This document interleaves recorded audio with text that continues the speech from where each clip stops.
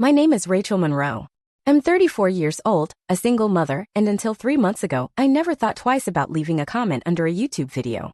I live in a small rented house on the edge of Cedar Falls, Iowa, a place that looks peaceful enough from the outside but can feel like a glass box when trouble comes knocking. My son, Ethan, is 7. He's the light that pulls me out of bed every morning, no matter how heavy the days feel. I work as an accountant for a mid-sized construction firm downtown. It's dull work, spreadsheets and invoices all day, but it pays for Ethan's school, my overdue bills, and the occasional chocolate bar I hide in the back of the kitchen drawer. I don't have many friends. Most nights, when Ethan is asleep, I pour myself a glass of cheap Merlot and scroll through videos to quiet my mind. Sometimes I leave likes, sometimes I share a link. But mostly I just watch until that night. It was a Thursday in April, cold rain slamming against the windows, Ethan curled up on the couch with his battered teddy bear and a cartoon murmuring on the TV. I was half listening to the news on my phone when I stumbled on a trending video, the face of a man I'd seen before in sponsored ads and viral clips. His name was Logan Ward. Young, sharp suit, bleached smile. He sold people hope, cheap, shiny hope packaged as an investment course.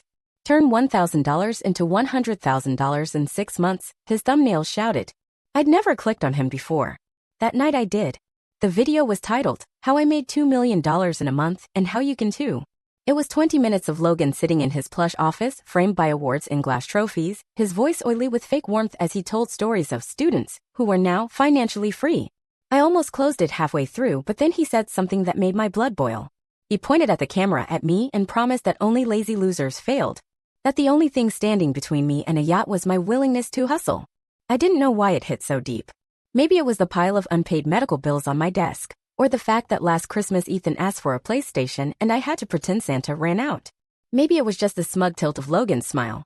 Either way, I scrolled down to the comments, thousands of them, praising him like a messiah. And right there, impulsive and tired, I typed, "This man is a fraud. He scammed my neighbor out of her savings. Don't trust him. Report this video. Stop letting him get away with it." I hit post. My fingers trembled a little.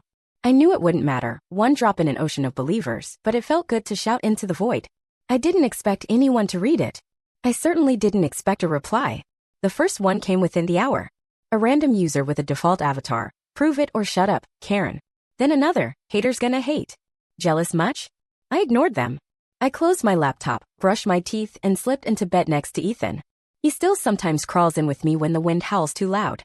I pulled him closer, kissed the back of his head, and forgot about Logan Ward. I wish I could say that was the end. 2 days later, a manila envelope was wedged under my door when I came home from work. No return address.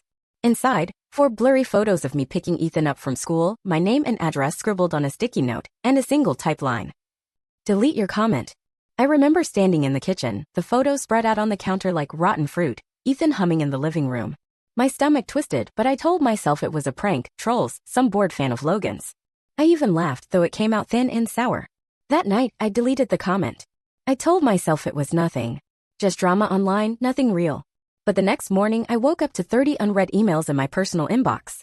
Subject lines that made my hands shake. Whore. Bad mother. We know where you live. Delete or pay. It got worse. Someone signed me up for spam newsletters, debt collectors, porn sites, diet pills. I changed my passwords. I locked my door twice before bed. And still, I thought, it'll blow over. They'll get bored. But they didn't. A week later, I was making pancakes for Ethan when there was a knock at the door. 2 people stood on my porch, a man and a woman, both dressed in neat business casual, holding clipboards and pitying smiles. "Rachel Monroe?" the woman asked. I nodded, spatula in hand. "Yes. Ma'am, we're with the Cedar Falls Child Protective Services. We received an anonymous report about possible physical abuse toward your son." I remember my vision went white for a second. My hand tightened around the spatula. I heard Ethan laughing in the other room, oblivious to the new storm about to tear through his life. I wanted to slam the door in their faces. I wanted to scream that it was all lies. But I didn't. I let them in.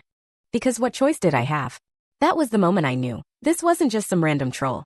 This was something else. Something bigger. And if I didn't fight back, I'd lose the only thing that mattered, my boy. They stepped into my living room like polite ghosts, leaving rainwater dripping from their coats onto my welcome mat. The woman's name was Sandra Pierce, mid-40s, tight ponytail, the kind of forced gentleness that's more suffocating than comforting. The man was David Lopez, younger, eyes flicking around my small house like he was already finding hidden bruises on the walls. Ethan peeked out from behind the couch, a pancake half-eaten in his hand, chocolate syrup smeared on his chin. He gave the strangers a small wave. Sandra crouched down and smiled at him like he was a scared puppy. Hi there, buddy. I'm Sandra and this is David. We just wanted to talk to your mommy for a bit, okay? Ethan nodded, glanced at me, then vanished back behind the couch. I heard the cartoon blaring louder, a kid's instinct to drown out what he doesn't understand. Sandra stood. Miss Monroe, I know this is upsetting, but we got a tip with photographic evidence. We're required to follow up. My mouth felt full of sawdust. Photographic evidence? Of what? Who? David opened a slim folder and laid it on my coffee table. 4 grainy photos slid out. I leaned in. My stomach lurched. There I was, blurry shots, me holding Ethan's wrist on the school sidewalk. One frame caught him wincing. He tripped that day, scraped his knee. I'd lifted him too quickly. He cried out for a second. Someone had frozen that moment, cropped it, blown it up like tabloid trash. Another photo showed Ethan in the bathtub, an old bruise on his shin from falling off his bike, now a mark, to prove I'd hit him. I tried to steady my breathing. These are lies. He fell. Kids get bruises. You know that.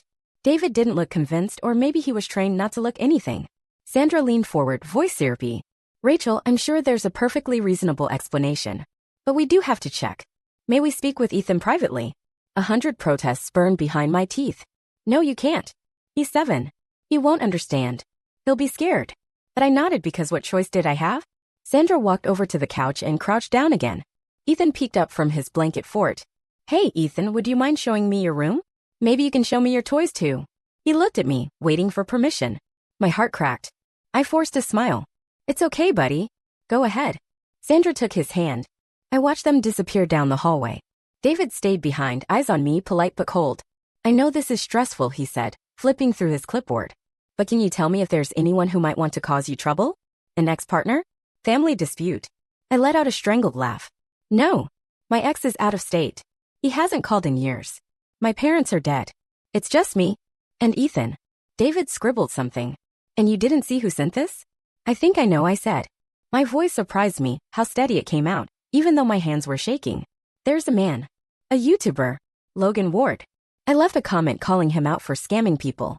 Ever since then I've been getting threats. David's pen froze. He glanced up. You think a YouTube influencer did this? Not just him. He has people, trolls. Or bots. I don't know. They found my address. They sent me pictures. I crossed the room, yanked the manila envelope from the counter, and shoved it into his hands. David flipped through the contents, the photos, the sticky note with my address. He looked uncomfortable now, like maybe this was bigger than a routine welfare check. A soft knock on the wall made us both look up. Sandra was back. Ethan clung to her side, shy and tired. He's fine, Sandra said gently. No marks, no signs of abuse. But Rachel. She handed me a slip of paper. We'll be filing an official report that the allegations are unfounded. But we'll have to come back in a month for a follow-up, just to be sure. Standard procedure. I wanted to scream at her. Standard procedure? What part of any of this was standard? But instead, I knelt down and pulled Ethan close, burying my face in his hair. He smelled like syrup and fabric softener. He didn't understand the shadows creeping in. When the door finally shut behind them, I sat on the floor and shook until my legs went numb. That night, I didn't sleep.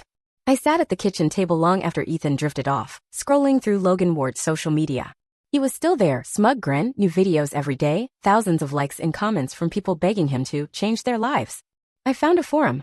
Others who'd tried to expose him, a teacher in Oregon who'd gotten death threats, a retired vet who'd found his credit ruined after speaking up. They all told the same story. You poke the beast, and the beast sends its dogs. Then it digs its claws into your life until you shut up or lose everything. I closed my laptop when the sun came up. I stood by Ethan's bed and watched him breathe. His tiny hand curled around his stuffed bear. I thought about moving. But I didn't have the money to run. And why should I? I hadn't done anything wrong. So I made myself a promise. If Logan Ward wanted a fight, I'd give him one. I wouldn't hide. I wouldn't delete anything again. I'd speak up louder, and this time everyone would hear me. I wish I could say the decision to fight back made me feel powerful, like the heroine in some courtroom drama who stands up to the big bad wolf. It didn't. It made me feel sick. But I did it anyway. The next morning, after Ethan left for school, I sat down at my kitchen table, my fortress now, with cold coffee and a blank Word document. My hands hovered over the keys. I didn't know where to start. Who would even care what I had to say? I was just a single mom in Iowa, not a journalist or an influencer. But that man had put his claws into my life. And if I didn't claw back, he'd take everything. So I typed. I started with the night I saw his video. The comment. The envelope under my door. The knock from CPS. I wrote down every detail, the threats, the fake photos, the insults piling up in my inbox. I didn't hold anything back. By noon, my coffee was gone, my back hurt, but I had 5 pages that read like a confession and a warning all at once. I posted it on my Facebook, then on my Twitter. I found a subreddit for exposing scammers. I posted it there too. And for the first time, I didn't use a burner account. My name, Rachel Monroe, was right there, attached to every word. For a few hours, nothing happened. I cleaned the kitchen. I called my boss and told him I'd be working from home for a few days, a lie I knew I couldn't keep forever. By 3 p.m., my post had maybe 12 likes and a handful of sympathetic comments. Sorry you're going through this, Rachel. Stay strong, mama. Nice words, but they wouldn't stop Logan Ward or his hounds. Then around dinner time, my phone buzzed with a message request.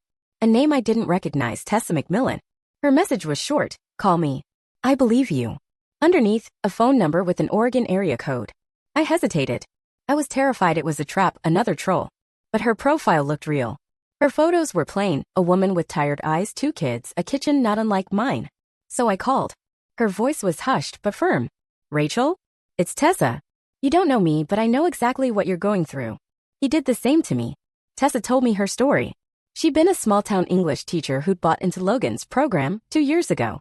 When she realized it was a pyramid scheme, all promises, no payout, she tried to warn people. She wrote a blog post.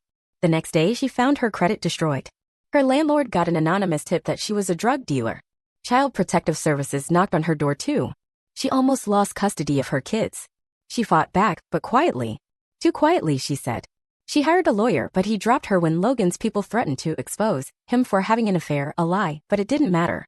She took down her blog, changed her name on social media, and stayed silent ever since.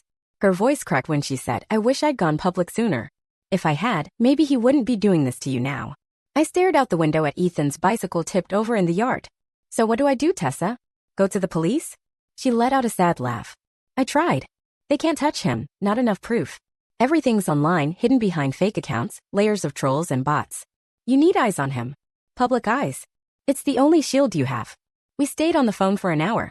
She gave me names, other people who'd tried to speak up.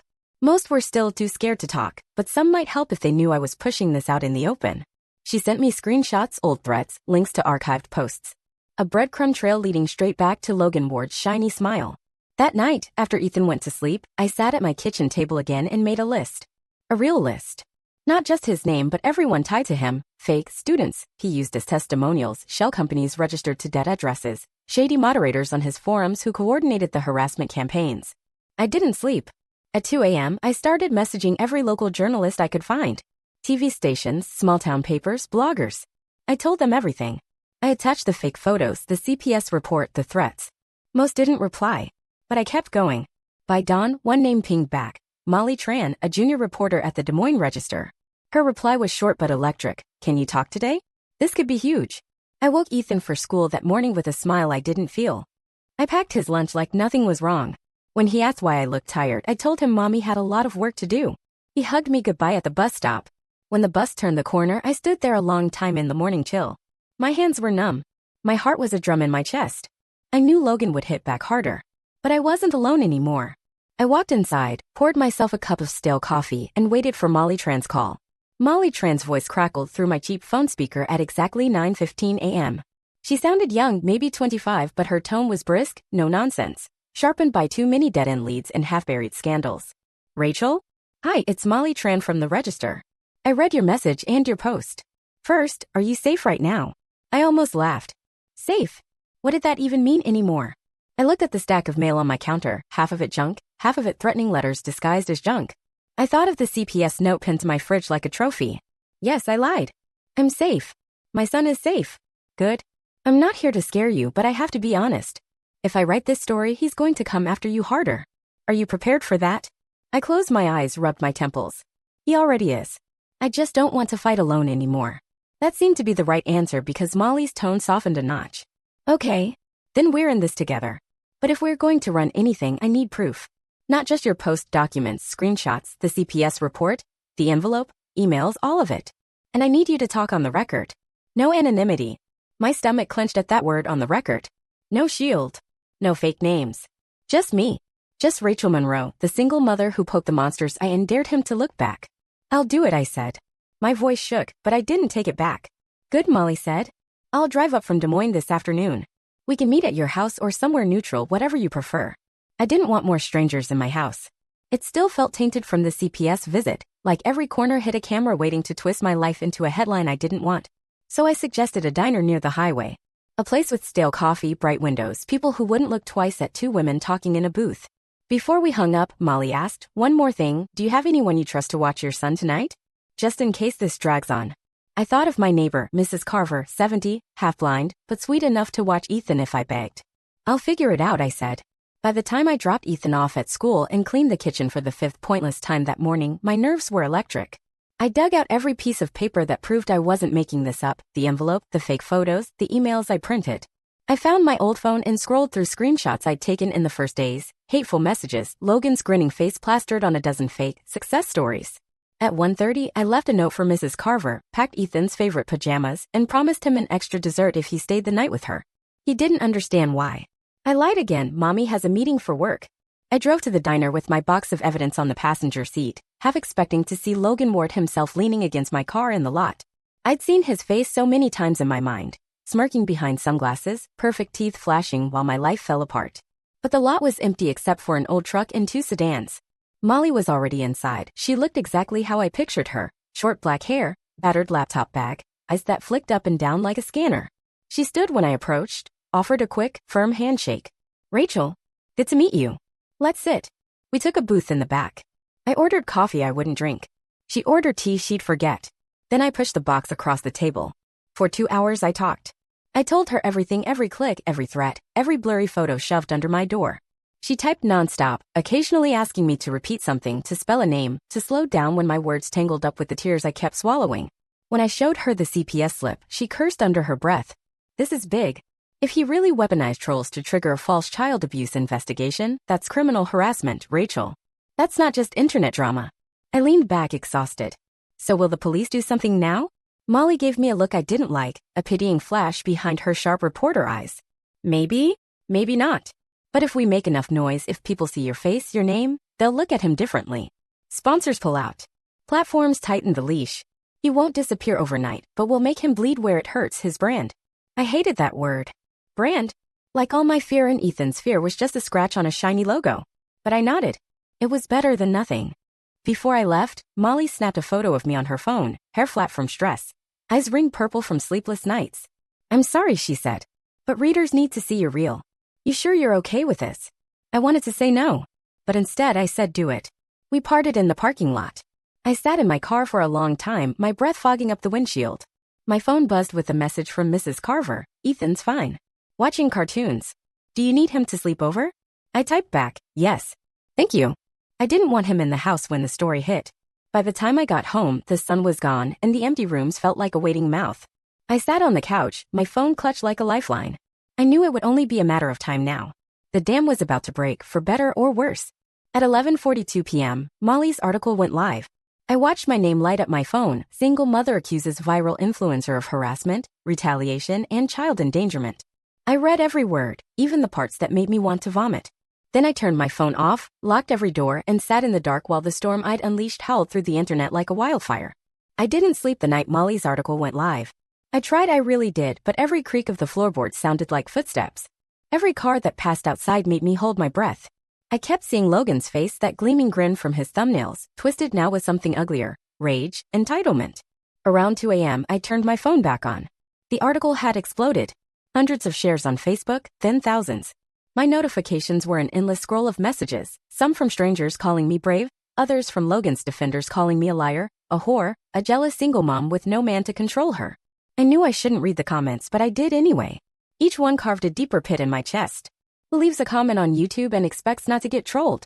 Maybe try being a better mom instead of blaming a winner. Next time, mind your own business. But buried in the bio were other voices too, other people like Tessa. A man named Brian messaged me at 3 a.m. He'd lost his job after speaking out about Logan's crypto scam 2 years back. Someone posted fake screenshots claiming he'd sexually harassed a coworker. The coworker denied it, but the damage stuck. Another woman, Cindy, wrote about how Logan's mods doxed her parents when she asked for a refund on his course. They were like ghosts drifting back toward the light, drawn by the chance that maybe, just maybe, someone would finally see them. I replied to everyone I could. "Thank you. I believe you. We're not alone." Small words that felt too thin for the size of the fight I'd picked. By morning, my street was crawling with reporters. Not just local, someone from a national news site, a crew from a TV channel out of Chicago. They camped on my sidewalk, pointed cameras at my house. When I peeked out through the curtains, one of them shouted my name. I backed away like they'd fired a gun. I called Mrs. Carver. Told her to keep Ethan for one more night. She didn't ask questions, she just said, "Don't worry, honey. He's fine here." He helped me feed the cat. That image alone kept me from falling apart. My son's small hands carefully pouring kibble, oblivious to the storm ripping through his mother's life. Logan responded that afternoon. Not with the lawyer, not with a statement, but with a video, of course. He titled it, "The Truth, Exposing the Woman Trying to Destroy Me." I shouldn't have watched it, but I did. I sat on my living room floor, laptop balanced on my knees, hands gripping the sides so tight my knuckles went white. He started smiling, he always did, but his eyes were colder now, heartbeats behind the charm. He called me an unstable, bitter woman. He said I was obsessed with him, that I'd stalked his private business to feed my attention addiction. He showed the fake photos, cropped tighter now, the bruises looking darker. He flashed a screenshot of my old Facebook post from years ago where I'd vented about my ex, twisting it to sound like I'd threatened violence. Every lie felt like a slap. But the worst part, the part that made my stomach crawl, was when he smiled at the camera and said, "I feel for her kid. Growing up with a mother like that must be real trauma. Maybe Child Protective Services should take a closer look." I slammed the laptop shut so hard it nearly cracked. My pulse thudded in my ears. He wasn't hiding anymore. He was telling his mob exactly what to do, to come for me, to come for Ethan. By nightfall, my phone number leaked. The call started, blocked numbers, heavy breathing, a man's voice whispering filth before hanging up. Someone texted me a picture of Ethan outside his school, circled in red like a target. "Cute kid. Hope he stays safe." I called the police. They came, two bored-looking officers who wrote down my story, nodded sympathetically, and told me to stay off social media for a while. One of them actually said, "Maybe don't poke the bear next time." After they left, I sat at the kitchen table, staring at my reflection in the dark window.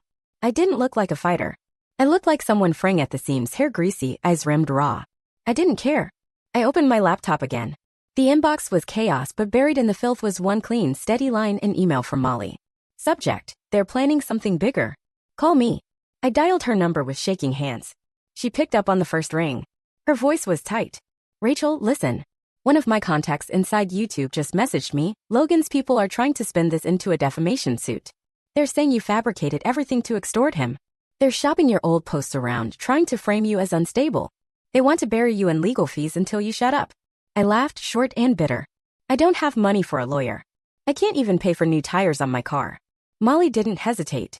"I'm sending you the name of a media lawyer. He's worked on harassment cases like this. He might do it pro bono because of the publicity. You need to get ahead of this. You need to be ready." I stared at the wall, feeling the weight of Ethan's empty bedroom pressing down on me. "He won't stop, will he?" "No," Molly said. "But neither will we. If you break, he wins. That's what he counts on, silence." After we hung up, I sat there until the dawn began to creep under my curtains. I thought of Ethan, his freckles, his soft hair against my cheek when he dreams. If Logan wanted to come for me, fine. But he wasn't going to touch my son. I'd lost too much already, I wouldn't lose him too. I poured another cup of stale coffee, opened a fresh document, and started to write again, this time, not just my story, but everyone's story. Tessa's, Brian's, Cindy's, all the ghosts who'd been hunted into silence. If Logan Ward wanted to drag me into the mud, I'd drag him screaming into the light. By the time the sun clawed its way over the rooftops, my tiny house looked like the inside of a war bunker. Papers spread across the kitchen table, my laptop glowing with half-finished drafts. My phone buzzing every few minutes with fresh threats or desperate messages from people who'd been waiting for someone to stand up first. I hadn't showered. I hadn't eaten. But I didn't care. I called the lawyer Molly recommended. His name was Darren Klein. He picked up on the second ring, and from the first word out of his mouth, I could tell he was exactly what I needed. Blunt, fast-talking, no patience for bullshit. "Rachel Monroe, right?" Molly briefed me. "Listen, you're gonna get a cease and desist within 24 hours. That's his first move, always. Do not respond directly. Forward it to me. If they sue, we file a counterclaim for harassment and defamation. You have receipts." "I have everything," I said. My voice cracked from exhaustion, but I felt steadier hearing his. "Good. That's leverage. Now listen carefully. They're going to try to scare you. They'll dig up anything.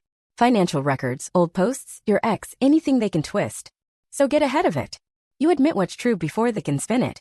Total honesty, no secrets. You understand?" I did. And it terrified me, the thought of strangers clawing through my life like raccoons tearing through garbage. But if the only way out was through, then through I would go. By noon, the story had grown teeth. Molly's article was picked up by a bigger outlet, then another. A popular podcaster DM'd me, asking for an interview. A true crime YouTuber with 1 million subscribers made a video titled, "Is This the End for Logan Ward?" He played clips from Molly's piece, clips of Logan's smirk spliced next to my tear-streaked Facebook posts.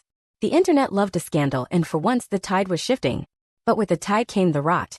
My personal email was nuked with death threats. Someone found my old family photos and posted them on a troll forum. They called Ethan the little welfare brat. They threatened to send CPS again, this time with real proof. I was still glued to my screen when my front door rattled under a fist pounding hard enough to shake the window. My breath caught. For a second, my brain screamed, "It's him. It's Logan. He's here himself." But when I peered through the peephole, I saw Molly bundled in a cheap windbreaker, hair a mess from the July wind, her phone in one hand and a coffee in the other. I opened the door so fast it slammed against the wall. "What are you doing here?" She pushed past me, dropped her bag on my couch like she owned the place. "You weren't answering my calls. I'm not leaving you alone in this zoo." She gave me a look that dared me to argue. I didn't. She glanced at my kitchen table, the avalanche of printouts and scribbled notes. "Good. This is good. But you need food, Rachel. And a shower. You look like you're about to drop dead on camera." I laughed, the thin, broken sound. "I don't care how I look." "Well, the internet does. We're going to do an interview live. I already lined it up with the podcast guy. If you let your face disappear, he wins. People need to see you're a mom. A real woman. Not some faceless troll he can smear into oblivion." She didn't give me a choice. She ordered delivery, greasy burgers and fries I barely tasted, then practically shoved me into the shower while she sorted my notes by date, highlight markers squeaking like angry insects on the pages. When I stepped out, hair damp, clean jeans instead of pajamas, Molly was setting up her phone on a stack of my unpaid bills like a makeshift tripod. She pointed at my cheap kitchen chair like it was a stage. "Sit. When we go live, look straight at the camera. Be calm. Be human. Be a mom. You tell them what he did, you show them the receipts. No shaking, no tears if you can help it. He wants you rattled. Don't give him that." I sat. My hands trembled anyway. I could hear my pulse behind my eyes. Molly counted down from 5 like we were launching a rocket. Then I was live to thousands. My reflection on the screen looked like a ghost, but my voice was steady. I told them everything. The comment. The envelope. The fake photos. The knock at my door. The threats against my son. Every piece of filth Logan's machine had shoveled at me, I dragged into the light.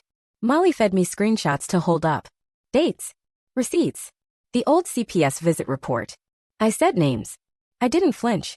At the end, I looked into the camera, my throat raw, and said, "I am not backing down. And if you're out there, if you've been hurt by him too, come forward. I don't care if he threatens me again. He's not taking my child. He's not taking my voice." When Molly ended the stream, the silence in the kitchen felt deafening. She just nodded once, like a general pleased with a soldier who didn't run. "Good," she said. "Now we wait for him to flinch." But he didn't flinch. Not yet. Instead, that night, he dropped another bomb, a carefully edited video, apology, twisting my words, calling me unstable, weaving old photos of me and my ex into a sick fairy tale about a vindictive woman, looking for fame. His fans ate it up, but cracks were showing. The comments weren't all blind worship anymore. Some people asked questions now. Some people said, "What if she's telling the truth?" Some people posted links to my live stream and Molly's article under Logan's videos, spamming them like breadcrumbs in the dark. I sat on the floor while Molly dozed on my couch, my laptop glowing with 100 open tabs. I didn't feel brave. I felt like a cornered animal, but maybe that was enough. I didn't know how this would end. I didn't know if I'd win. But at least the lights were on now. At least the world was watching. And Logan Ward, for the first time in his shiny, perfect life, couldn't hide in the dark. I woke up on the living room floor with my cheek pressed against the carpet and a stiff ache in my neck. Molly was already awake, perched on my couch like a crow with her phone in one hand, eyes flicking across the screen so fast I wondered if she even blinked. She didn't look at me when she spoke. "He's starting to lose control." I rubbed my eyes, still half dreaming of Ethan's laugh somewhere far away. "What do you mean?" Molly turned her screen toward me. It was a live stream, not mine this time, but a recorded screen capture from Logan's last video. Someone had stitched in side-by-side clips, my receipts lined up with his excuses. A popular fact-checker channel, the kind that usually picked apart celebrity gossip and phony ghost hunters, had latched onto him like a shark smelling blood. They weren't on my side exactly, they didn't care about me, but they cared about clicks, and Logan's unraveling was good for clicks. "This kid has 2 million subs," Molly said. "He's a human lie detector for the internet. If he calls Logan out as a fraud, people listen. Sponsors listen. That's leverage." I watched the clip play, Logan's smooth grin glitching next to my scant CPS report, the troll threats, the emails with timestamps. Then the fact-checker's bored voice. We reached out to Logan Ward's team for comment. They declined. Molly flipped to another tab, Twitter. The hashtags were new. Not just hashtag Rachel Monroe, but hashtag Logan Ward exposed. A digital bonfire burning in real time. For the first time in days, I felt something like hope flicker behind my ribs. Small. Fragile. But alive. Then the flicker died as quickly as it came when Molly's phone buzzed. Her face hardened as she read. What? I asked. My voice cracked on the word. She turned the screen to me again. It was an email sent to her work address from an anonymous burner. Just 5 words. Ask Rachel about her ex. Molly looked at me carefully. He's trying to smear you again. Anything I should know? My mouth went dry. I felt the floor tilt under me, like the weight of old memories was pulling me sideways. Rachel? Molly pressed. We can't get blindsided. What's the story? I sank onto the couch, cold sweat pooling under my arms. I hadn't thought about Mark in years. I'd built my entire life around not thinking about Mark. He was bad, I said. The words tasted like poison. Ethan's dad. He wasn't violent, not exactly, but he drank. He yelled. He'd disappear for days. One night, after Ethan was born, he smashed a window because I asked where he'd been. CPS got called then too, but they closed it, found nothing. He left the state soon after. Molly didn't write anything down. She just watched me, eyes sharp but kind. Anything else? Any record? I nodded, hating how small my voice sounded. A restraining order. Expired now. He hasn't called in years. I don't even know where he is. Molly leaned back. Okay. So they'll twist that, make you sound unstable, claim you have a pattern. But it won't stick if you own it. We get ahead of it. We mention it ourselves on your terms, not theirs. I wanted to throw up. The thought of the world pawing through that old wound, my worst secret repackaged as clickbait. But she was right. I didn't get to hide anymore. Fine, I said. Put it in the next post. All of it. Molly squeezed my shoulder. Good. He's throwing everything he's got now. That means he's scared. I wanted to believe her. But that night, after she left to catch a nap at her motel, I sat alone in my kitchen again. My phone buzzing with new messages. Some supportive, some so vile I didn't want to read them. One stood out. An email from an address that looked real, no fake name, Mark Monroe. No subject. Just 2 lines. Saw you on the news. Maybe I should come see my boy. We got things to talk about. The room spun. My hands turned to ice. I read it again, hoping it would vanish. But it didn't. Logan hadn't just found my old shame, he'd poked it awake. And now it was coming for me too. I wanted to call Molly. I wanted to scream at the ceiling. Instead, I forwarded the email to Darren. What do I do? Was all I typed. His reply was immediate, almost comforting in its cold detachment. Sit tight. Don't answer him. If he shows up, call the cops. Forward everything to me. He has no rights if he abandoned the kid. This is more proof you're the target, not the threat. I clung to that last line like a rope. I'm the target, not the threat. It didn't feel like armor. But it was all I had. I went to Ethan's room, empty, silent, his stuffed bear waiting on the pillow. I sat on his bed and pulled the bear close, breathing in the faint smell of my boy, promising him in my head. No one, not Logan, not Mark, will take you from me. Not while I'm still breathing. Then I turned off my phone, lay on my son's bed, and waited for the dawn. The next morning was too quiet, that kind of hush that makes you feel like the world is holding its breath before it screams. I hadn't slept, not really.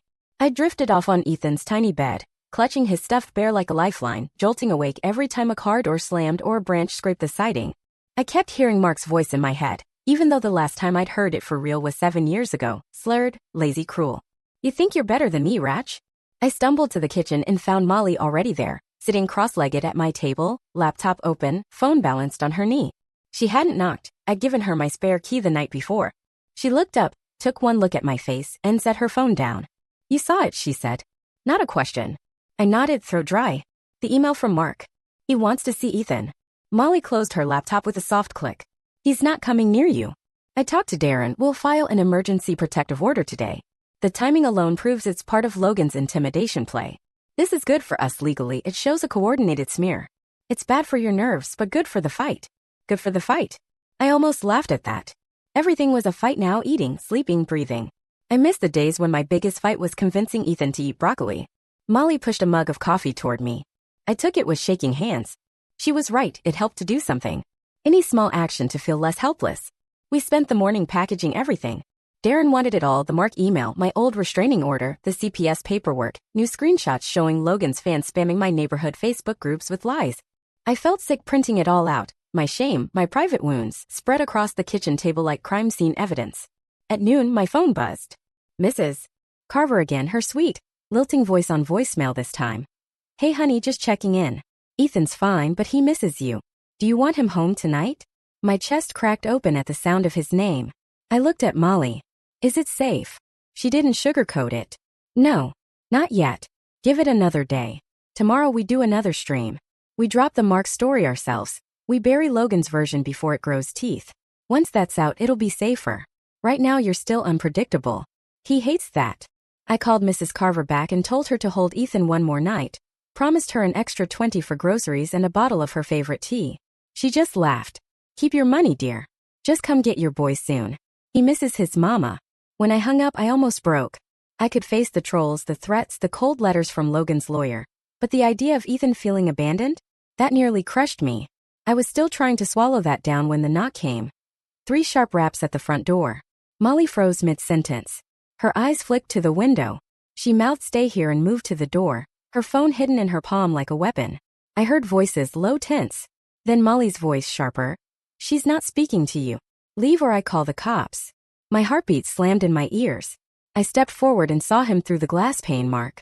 Taller than I remembered, leaner, same scruffy beard that used to scratch my face when he pressed too close.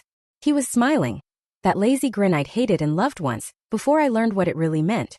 Ratch. He called over Molly's shoulder like we were old friends at a barbecue. Come on, sweetheart. I just want to talk. Just want to see my boy. He's mine too, you know. Molly blocked the doorway with her whole body, small but solid. She doesn't want to see you. The police are on their way. His eyes flicked to mine, found me in the shadow behind her. He winked. Winked. Like this was a joke, a game he was winning. You can't hide him forever, Ratch. He called, voice loud enough for the nosy neighbor across the street to peek out from behind her blinds. You think they'll let you keep him when they find out what you did to me? How you lied. My mouth went dry. I wanted to scream back, what lie? That you disappeared? That you broke my trust? That you don't get to waltz in after 7 years like a bad dream? But I couldn't make my voice work. Molly lifted her phone, thumb hovering over the screen. I'm calling now, she said flatly. Mark's grin vanished. His eyes hardened.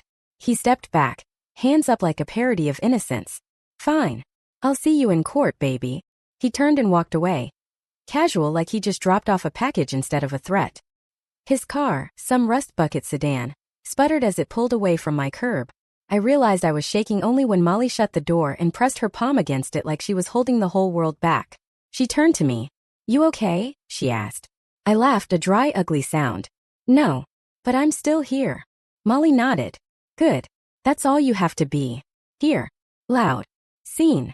She glanced out the window again, then back at me. We're going to make him regret crawling out of whatever hole Logan found him in. And when this is over, you're going to get your kid back in this house without looking over your shoulder every 5 seconds. You hear me? I nodded. I wanted to believe her. I wanted to believe the storm could only blow so long before it died out. That night, Molly and I planned the next live stream. The one where I'd drag Mark into the light too. Before he could poison my story from the shadows. I found old photos of him, copies of my restraining order. Receipts, always receipts, my only armor. When I lay down on Ethan's bed again, I held his bear to my chest and whispered into the dark. One more day, baby. Just one more day. Then mommy's bringing you home. I didn't cry when Mark showed up. I didn't cry when the threats poured in or when strangers called me every rotten name they could type with greasy fingers. But the night before my next live stream, alone in Ethan's room, I cracked. It wasn't loud, not the movie sobs you see on TV. It was quiet. Just a slow, suffocating leak behind my eyes as I sat on my boy's bed, pressing my palm to the warm dent in his pillow where he used to sleep. I missed him so badly my bones ached. I whispered the same promise over and over. One more day. One more day. When dawn finally broke, it came with a text from Molly. We're good to go. Be ready in an hour. Darren's joining too. Darren on camera meant this was bigger than just me now. It was legal. A shot across Logan's bow. A warning that I wasn't some poor fool fumbling in the dark anymore. I had witnesses, proof, a lawyer with a spine. Molly arrived with her usual hurricane energy, coffee, bagels, printouts of fresh evidence she dug up at 3 a.m. He's bleeding, she said as she cleared a space at my kitchen table. Sponsors are spooked. 2 brands dropped him last night. He went live again, rambled about haters and jealous exes and fake news. Half his comment section turned on him. I took her word for it. I'd stopped reading Logan's feeds. Seeing his face twisted my gut now, like watching a dog that used to bite you circle the yard again. Darren joined us on my tiny laptop screen, pale, balding, perched in a sterile home office with law books stacked behind him like shields. He wasted no time. Rachel, you ready for this? You're going to name Mark today, say exactly what he did, and how it ties back to Logan. You understand that once you do, it's open season. He can't twist it anymore because you'll own it. I nodded. My throat felt like sandpaper. Yes. No more hiding. Molly gave me a tiny nod of approval, not the soft, comforting kind, but the type a coach gives before shoving you back onto the field bleeding. Go. Do it. Be unbreakable one more time. I sat at the same kitchen table, same battered chair, my stage now. Molly balanced her phone on the stack of unpaid bills again. Darren was a steady face on the laptop beside me. When we went live, the numbers jumped instantly, 1,000 people, then 5, then more. Strangers in tiny bubbles waiting to see if I'd break or stand tall. I made them wait a heartbeat longer. Then I started talking. I told them about Mark, the man who vanished when Ethan was still in diapers. How he'd slammed a window so hard the glass cut my arm. How he'd left and never sent a dime, never asked about his son until Logan's trolls dug him up and fed him my name like bait. I held up the old restraining order, the emails, the timeline. I showed the message, maybe I should come see my boy. I looked into the camera and said, Mark Monroe doesn't get to claim my son. He abandoned him. He has no right to use my child to hurt me. Then Darren spoke, calm, precise. He explained how Logan's network operated. Trolls, threats, fake tips to CPS, old skeletons pulled from closets to silence anyone who spoke up. He explained how Mark showing up now after 7 silent years was no coincidence, it was a tactic. When he finished, I leaned in, my face so close to the camera my reflection blurred into pixels. You wanted the truth, Logan Ward? Here it is. I'm not perfect. I have scars. I have mistakes. But I am not a liar. I am not a bad mother. And I'm not going away. If you come for me again, come harder because I'm not backing down. Molly ended the stream before I could lose my nerve and burst into tears on camera. She squeezed my shoulder so hard it almost hurt. You did it. You buried them before they could bury you. But it wasn't over, not yet. 2 hours later, Logan's lawyers fired their shot. A cease and desist letter emailed to me, CC'd to every outlet that had covered my story. It was slick, full of threats, defamation, emotional damages, brand reputation. Darren read it aloud, laughed once, then dropped it on the table like trash. Good. They're scared. This is them bluffing. You don't back down. You counter. We file a harassment suit first, proactive. Then we push for discovery. They won't want that. They'll settle. They always settle when the receipts stack up. I barely heard him, my phone was buzzing in my hand. A new message from Mrs. Carver. Ethan wants to come home. He misses his bed. Molly caught my expression. Go get him, she said softly. We'll hold the line here. I drove across town in a fog of exhaustion and adrenaline. When Mrs. Carver opened her door, Ethan barreled into me so hard I nearly fell back down her steps. His arms around my neck were warm and sticky. He smelled like peanut butter and crayons and safety. I missed you, Mommy, he mumbled into my hair. I pressed my lips to his temple. I missed you more, baby. You ready to come home? He nodded. Do I get extra dessert? I laughed, the first real laugh in what felt like years. All the dessert you want. We walked home together, his tiny hand curled in mine. My house was still the same, a mess of papers, Molly on the couch, my laptop blinking with fresh headlines, but when Ethan curled up on my bed that night, the silence didn't feel so sharp. Logan Ward wasn't done. Mark might try again. The fight wasn't finished. But for the first time, I knew I wasn't alone in it, and my son was where he belonged. In the soft dark, I whispered my promise again. Not just to Ethan this time, but to myself, one more fight. One more day. And then we win. Ethan fell asleep in my bed that night, his knees tucked under my blanket, his stuffed bear under one arm, and his other hand loosely curled around mine. I lay there in the dark, listening to his breathing, the steady in and out that reminded me why I hadn't given up, why I couldn't give up, no matter how ugly this fight got. Molly was still in my living room, whispering into her phone, coordinating with Darren, forwarding statements to reporters who wanted fresh quotes. I could hear the low hum of her voice through the thin wall, calm, sharp, relentless. She'd become part of my house these past weeks, part of this small army I hadn't known I needed. At dawn, I slipped out of bed, careful not to wake Ethan, and found Molly dozing upright on my couch, laptop open on her knees. I draped a blanket over her shoulders, then sat back down at my kitchen table, the war room that had become my whole world. My inbox was a minefield, more threats, more bile, but also more support. Other parents, other whistleblowers, strangers who'd lost money to Logan's slick grin and empty promises. Some wrote apologies, people who'd defended him once and now saw the rot behind the gloss. One message stopped me cold. It was from a name I didn't recognize at first, Adam Kellerman. The subject line was just, I can help. I clicked it open, half expecting another troll. But it wasn't that. It was a single paragraph and 3 attached PDFs. The paragraph read, I used to work for him. The fake testimonials, the bot farms, the blackmail. I have proof. I can't go public. I signed NDAs and I have a family too, but I'll back you privately. You're not crazy. You're not alone. I opened the PDFs, invoices, chat logs, screenshots of internal messages. A blueprint of the machine behind Logan's empire. It was all there, fake accounts, hush payments, the buried threats for anyone who asked too many questions. When Molly woke up, I shoved my laptop in front of her. She read the files in silence, eyes widening slightly at each scroll. Then she sat back and exhaled a single word that sounded like a bullet leaving the chamber. Got him. Darren joined us over video an hour later. He looked like he hadn't slept either. His tie was crooked, his eyes bloodshot, but his grin was all teeth. This is it. This is the crack in the armor. This isn't just defamation now, this is wire fraud, harassment, organized intimidation. We flipped this to the state attorney. He can't just pay hush money to wiggle out of this. It happened fast after that, faster than I expected, faster than Logan could spin a new lie. Within 48 hours, the files went to the right hands. Molly broke the story with Adam's permission, carefully, protecting him where she could. The local news picked it up. Then national outlets. Sponsors bailed in droves. Payment processors froze his accounts while they investigated unusual activity. His YouTube channel bled subscribers by the thousands. The same trolls who'd howled for my blood turned on each other, screaming betrayal when they realized the empire they'd worshipped was built on rotten bones. Mark tried once more. He left me a voicemail saying he'd fight for his rights in family court.